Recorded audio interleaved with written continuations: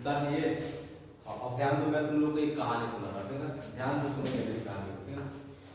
पहले क्या हुआ करता था, आश्रम हुआ करता, ठीक है? आश्रम में बच्चे जाते थे और वहाँ शिक्षा ग्रहण करते थे और वहीं पे बच्चे रहते थे, खाते थे और जब उन लोग की शिक्षा पूर्ण हो जाती थी, पूर्ण से जब वो शिक्षित हो जाते, शिक्षा जब वहाँ से पूर्ण रूप से प्राप्त कर लेते थे, तब जाकर के वो अपने अपने घर जाते थे, ठीक है ना?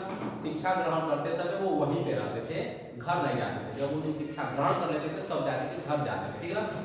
तो एक बार की बात है कि एक जो गुरुदेव थे, जो उस आश्रम के जो शिक्षा दे रहे थे बच्चों को, तो वहाँ के जो गुरुदेव थे, वह गुरुदेव शिक्षा जब दे रहे थे बच्चों को, तो एक बच्चा उनके पास गया, बोला कि गुरुदेव मुझे भी शिक्षा ग्रहण करनी है, ठीक है ना? ध्यान से सुनना। वो बोला कि गुरुदेव मुझे भी शिक्षा ग्रहण करनी है, क्या आप मुझे भी पढ़ाएंगे? तो बोले कि ठीक है।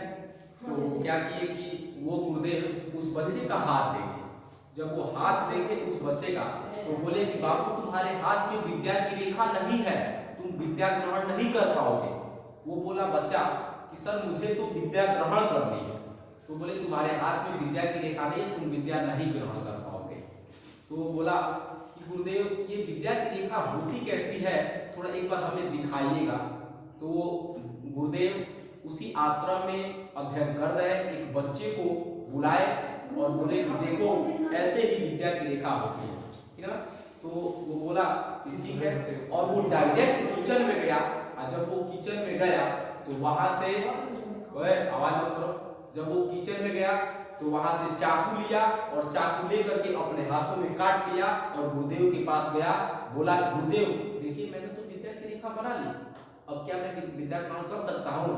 तो उसके गुरुदेव उसके सर पे हाथ रखे और बोले कि बाबू जाओ, दुनिया की कोई ताकत नहीं है जो तुम्हें सफलता पाने से रोक दे, दुनिया की कोई ताकत नहीं है जो तुम्हें आगे बढ़ने से रोक दे, और मेरा आशीर्वाद, मेरा साथ हमेशा तुम्हारे साथ है और तुम अवश्य विद्या ग्रहण कर पाओगे और तुम बहुत बड़े विद्वान बनोगे।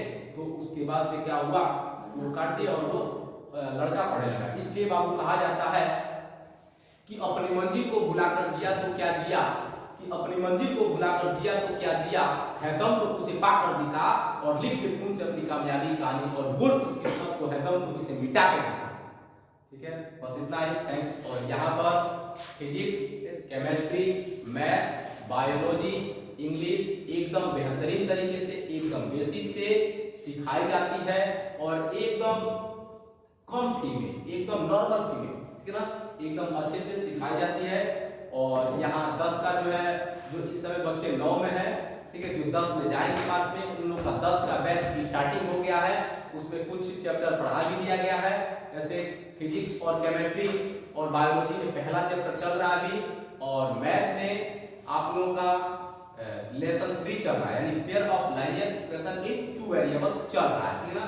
वो भी आज खत्म ही होने वाला है, ठीक है, एक या आज या कल वो भी खत्म हो जाएगा, ठीक है। तो यहाँ पर एकदम बेहतरीन तरीके से सिखाई जाती है और आप लोग शीघ्र जितना जल्दी हो सके जुड़े हमसे, ठीक है ना। और मेरी जो संस्था है, मेरा जो संस्था है एसपी कंपटीशन कोचिंग क्लास है, इसका यही एक नियम है कि आप हमसे जुड़े, आप हमें बच्चे दें, हम आपके बच्चों को बेहतर भविष्य देंगे, यानी आप अपने बच्चों को हमें दें और हम आपके बच्चों के उज्जवल भविष्य के लिए कटिबद्ध हैं।